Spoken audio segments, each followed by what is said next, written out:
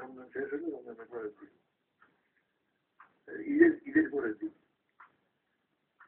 জামাতে ইসলামী কেন্দ্রীয় ওয়ার্কিং কমিটির মিটিংয়ে যোগদান করার জন্য আমি লাহোর গেলাম। জামাতের হেডকোয়ার্টার তো লাহোর, তখন ছিল লাহোর, এখনো লাহোর। এটার পরে আমি দেখা করতে গেলাম একথা বলার জন্য যে আপনি দেশের প্রেসিডেন্ট, পূর্ব পাকিস্তানে কি হচ্ছে আপনি জানেন না কেন? আপনি টিকটকারকে দিয়ে রাখছেন, এর জন্য কয়েকদিন সময় লাগবে সেখানে।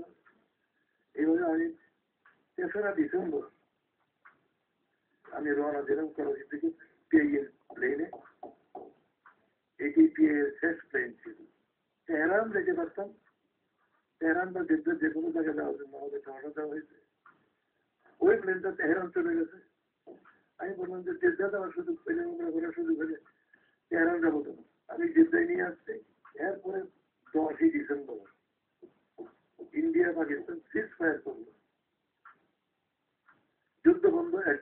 একদিন যুদ্ধ বন্ধ থাকে ঘোষণা করবো, যাতে বিদেশিরা চলে যেতে পারে। সেই দিন, সেই 10 তারিখে আমার প্লেন জিদ্দা থেকে করাচি আসলো। এইভাবে আমি পাকিস্তানে আসলাম। আমি বলতেছিলাম যে 3রা ডিসেম্বর আমার প্লেন নামতে পারবো না। তারপরে জিদ্দায় চলে গেল। তারপরে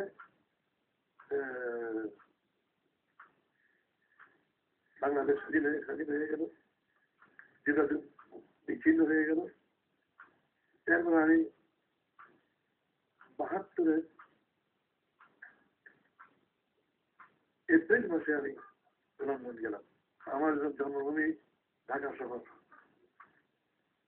আমার জন্মভূমিতে বাংলাদেশের ভিসা নিয়ে আমি, আমার পাকিস্তানে পাসপোর্ট ছিল, বাংলাদেশের ভিসা নিয়ে আমি 78 সালের 11 জুলাই ঢাকায় আসলাম। এসেই আমি স্বরাষ্ট্র মন্ত্রণালয়ের দরখাস্ত করলাম আমার নাগরিকত্ব ফিরিয়ে দেওয়ার জন্য। এই 6 বছর কেন কোনো যোগাযোগ নেই তো, আসার কোনো পথ নেই। 73 সালে শেখ মুজিব সরকার 3 কিস্তিতে 83 জন রাজনৈতিক নেতার নাগরিকত্ব বাতিল করল। পড়া কিস্তিতে ছিল 39 জন।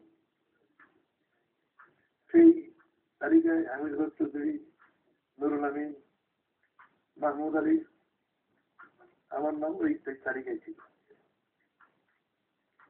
নাগরিকত্ব বাতিল করার কারণে আমরা বাংলাদেশের আসার অধিকার সুযোগ পাচ্ছি না।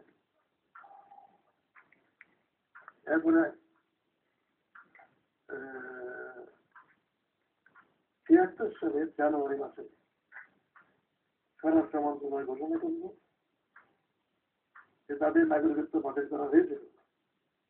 তাদের মধ্যে যারা নাগরিকত্ব ফেরত চান সরাসরি স্বরাষ্ট্র সচিবকে লাগে।